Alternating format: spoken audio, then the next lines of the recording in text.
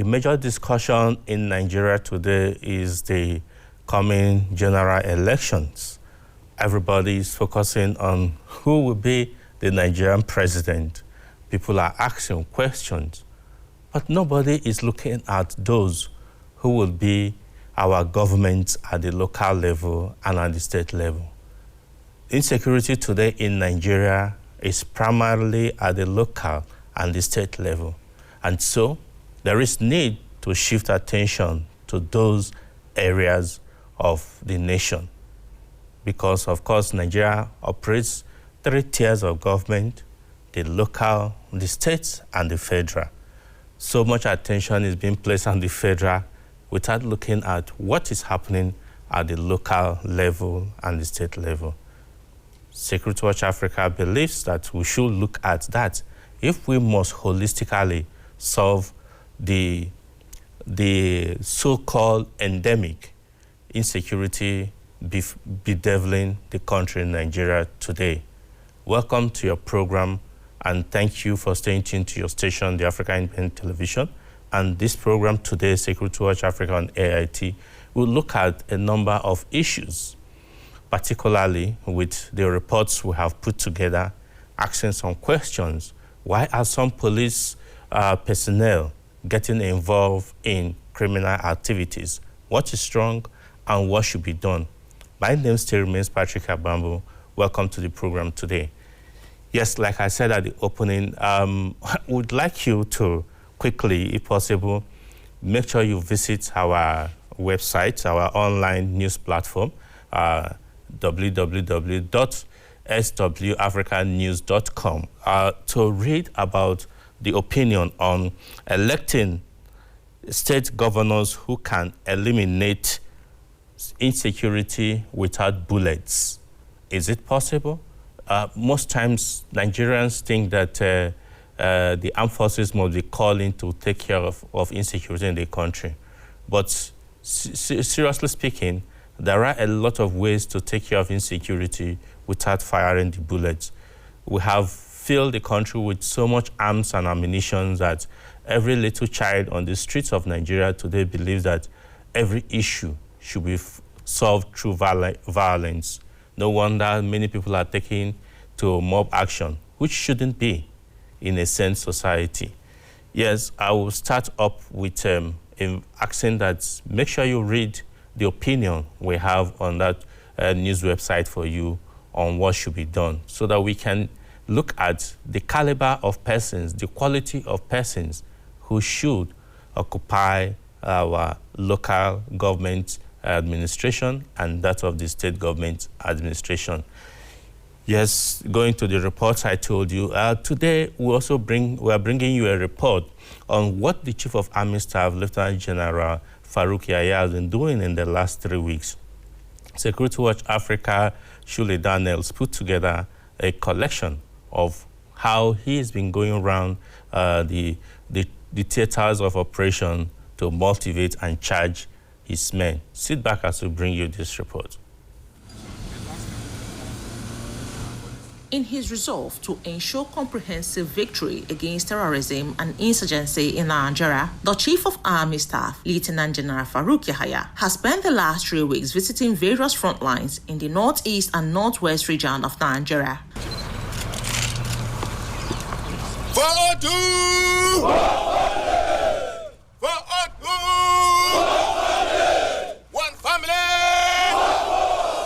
The Army Chief undertook this mission to motivate his officers and soldiers who are battling day and night to ensure that Nigeria is safe. At each of the locations visited, he charged his men to redouble their efforts as victory is at the doorstep. In his address to the men while appreciating them, he promised to reward their efforts.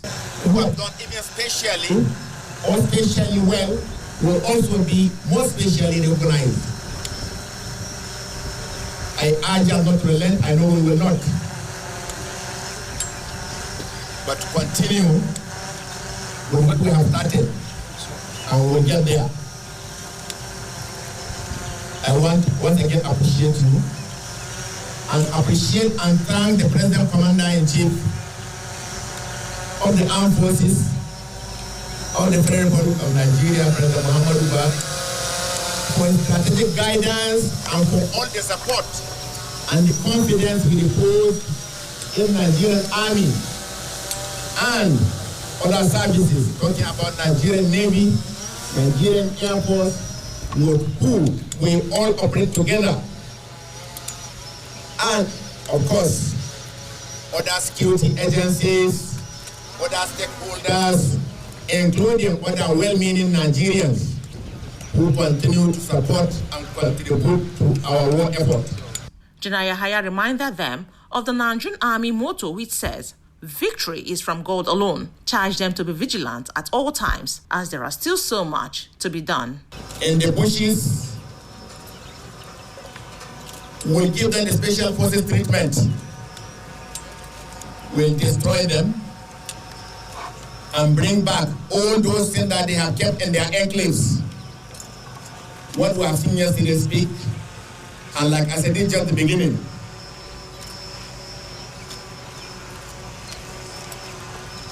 we'll relaunch and we'll even do more. And I'm sure and confident with what we have seen, we will get there by the special grace of God. I want to appreciate you all and all our troops across the theaters, all our troops in the northeast, also in the northwest, in north central, and in other geopolitical zones. I urge us all not to relent, and we will indeed not relent until we defeat these evil forces, and we shall, by the grace of God, defeat them. The motto of Nigerian Army is victory is from God alone, and God will give us victory. We have already started. Our equipment, we are fixing them, and those who want trophies should just surrender. Otherwise, we reach each and every corner, each and every enclave, each and every tumbu. No going back. The Army Hemsman acknowledged the collaborative effort of other sister services and the Nigerian Police Force, in line with the new mantra of jointness in operations. This task is joint. The collective effort of all of us, the armed forces. That's why it's joint task force, not east. I know what Nigerian Air Force is doing to support and contribute. I know what Nigerian Navy is doing to support and contribute. Go to Baga, you will see what I mean. And also in other locations, all across. Indeed, you can't but appreciate the effort of all others, including civilian JTF, including other stakeholders, whether I talk about Nigeria Police, Department of State Services, Civil Defense, and indeed all other elements and stakeholders that are here. Sometimes we have challenges. They are part of operations, but we are not deterred.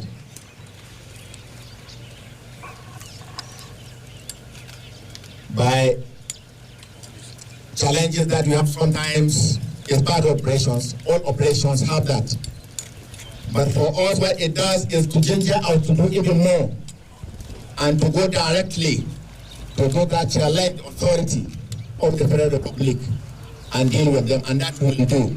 Both here and in the northwest, in the north central, and other geopolitical zones, southeast, southwest, south, and all others. Gentlemen, well done. Keep up the good job.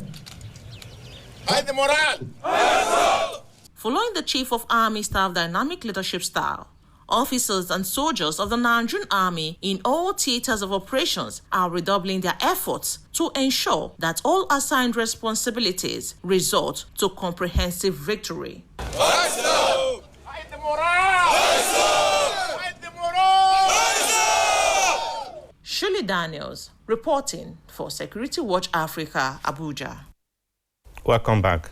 Last week, we brought you our interaction with the Commissioner of Police, the Federal Capital Territory, CP Sunday Babaji, where he promised that he will continue to ensure that the FCT and its environment is kept safe. This week, we're bringing you a report of a landmark achievement recorded by the command. Sit back as we bring you this report by Shekina Chinkere. In furtherance to his drive to rid the Federal Capital Territory, FCT Abuja, of all crimes and criminality, the FCT Command of the Nigeria Police Force has followed up its earlier arrest of criminals with another arrest of 6 suspected armed robbers from the Lugbe axis of FCT. While parading the suspects, the Commissioner of Police, FCT, Sunday Babaji, reiterated the resolve of his command to ensure that FCT remains unbearable for criminals. Days like these are important, not just to exhibit the crime-fighting achievements of the command, but to also echo the unalloyed commitment of the command to the noble cause of bringing crime and criminality to its barest minimum. And it gives reasons for the members of the public to continue to support, trust, and cooperate with the police. Speaking on one of the arrested suspects' statements, CP Babaji added this. In continuation with the recovery of arms and arrest of arms robbery suspects from Lugbe Division 2 weeks ago, Master Michael Obi, aka Lucky, one of the suspects, confessed to the robbery of 3 cars from Nyanya and Pape within the FCT. The cars are 2 Toyota Camry and a Lexus 330 Jeep. He confessed furthermore that he and his fellow gang members, namely Ajia Moses, male, Asoga Adi, male, Fidelis Ajia, male, Joshua Ajia, male, and Shadrach Ajia, male, keeps their weapons in Adi, Benue State. FCT Police Command operatives extended their investigation to Adi, Benue State, where the weapons as displayed there were all recovered. Our investigation is still ongoing. Suspect arrested 6. Exhibit recovered Mark 4 rifle 1, Tavor rifle snatched from a DSS personnel, sometimes 2021 September in Pape, also recovered is there. Locally made Beretta rifle 3, live ammunition 230, magazine 2, axe 1, cutlass 1. Items recovered from the suspects include 1 Mark 4 rifle, 1 Tavor rifle snatched from DSS, 3 locally made Beretta pistol, 230 ammunitions, 2 magazines, and more. Concluding, the Commissioner of Police promised that the FCT Command will continue to work assiduously for the safety of the residents and gave some telephone numbers in case of any emergency. As usual, the Command urges the good people of the FCT to remain vigilant and report any suspicious or abnormal occurrence to the police through the following emergency numbers, which you all have. While the Public Complaint Bureau desk could be reached on 090-222-2352. Shekina Chinkere, reporting for Security Watch Africa, Abuja. Welcome back. It's must say kudos to the FCT Police Command, led by CP Sunday Babaji, for that wonderful work. It's good to take these people off our streets so that the law-abiding citizens can move about and do their lawful businesses peacefully. Yes, let's bring you a special report which we put together to find out, asking a question, and we seek to get the answers from some Nigerians who believe had experience in policing. Sit back as we bring you this report by Peggy Agbe. Force is designated by Section 194 of the 1999 Constitution as the nation's police with exclusive jurisdiction throughout the country. A police officer is a representative of law and order, protecting lives and properties of Nigeria, and therefore should be seen as law itself.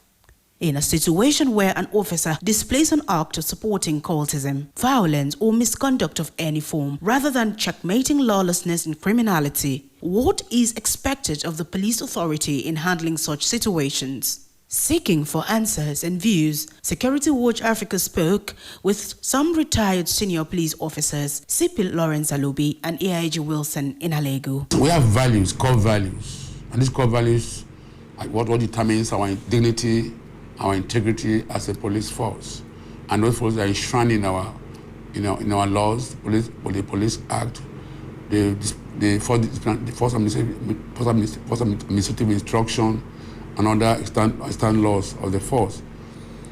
You see, but what is important is that the force officers of the force now, that's supervision that was key and central, supervise the junior ones. We have three cadres of police officers. We have the rank and file, the inspectorate, and the SPO, superior police officers. And at each level, the superior officers are supposed to be to supervise their junior ones. But now, from what we see, unfortunately, that supervision has been thrown to the mud. And it's no more supervision. The officer will see junior ones misbehaving, personally arrested officers, policemen who are already carrying mufflers like Talibans. The way they carry Taliban muffler on their neck, this muffler they carry are Talibans. And some officers who go and sew the T-shirt, this camouflage T-shirt, with the jean trousers on the highway, say they are doing a road check and so forth. So it has actually gone down. Our values have been bastardized, and I think the police is like I said, is the moral compass of the society. Some of this behavior, you may not be able to predict them totally or eliminate them, but the local commanders, the DPOs, area commanders, and the commissioners of police and other line officers are expected to have system in place to monitor the conduct of officers to ensure professionalism. And that is why, if you go to most commands, I think almost all of them, you have the Commissioner of Police monitoring team and the IGP's monitoring team. I think also the AIGs. So when you have a situation like this, you begin to monitor from the DPO. He should be able to know his officers. What kind of predisposition do these officers have? When you have such a monitoring mechanism in place, you are able to be more proactive in dealing with such misconduct. They also talked about ways police authority can discover its personnel involved in criminality. The police have a mechanism. We have a system both for the junior rank and the senior ranks. For the junior ranks, we have what they call orderly room. So that officer, of course, we have a way of, he can be detected. I'm sure he has a command. He has where he's serving. The command will be contacted, and the commissioner of police or DPO commander will be called upon to ensure that he's being sanctioned and tried. And that is so as a deterrent to others. We also have mechanism for motivating officers who have done well, who have performed well, like I just commendation, commissioner commendation, and so forth. I got the MON when I was the deputy commissioner of police. So there are ways where the force can motivate officers who have done well, and also punish officers who go contrary to the ethics and professional standard of the force. The zonal commanders, the zonal AIGs, should be empowered because they are not so much involved in tactical policing. Therefore, they have the time to have this monitoring and evaluation teams in place. Drive along the roads, drive from Abuja to Minna, drive from Lagos to Ibadan, watch the conduct of officers along the road. Are they doing what they're supposed to do? So in addition to taking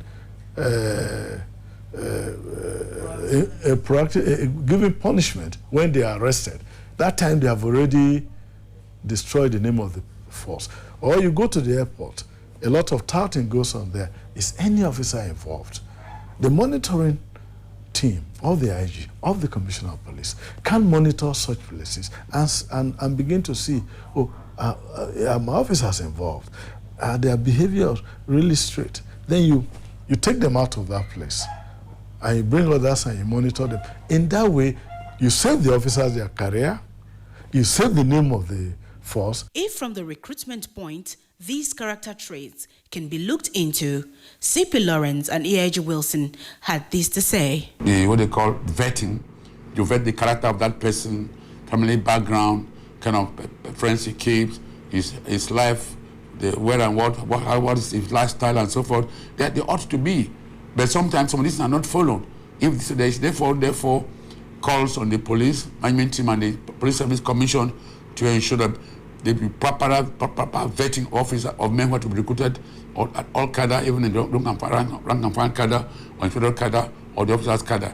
Proper vetting so that we only recruit men and women who have trustworthy character, who have integrity, who can ensure that they uphold the core values of the force, and not anything that would drag the corporate meaning of the force to the mud. There are a system of checking your past criminal records, because once your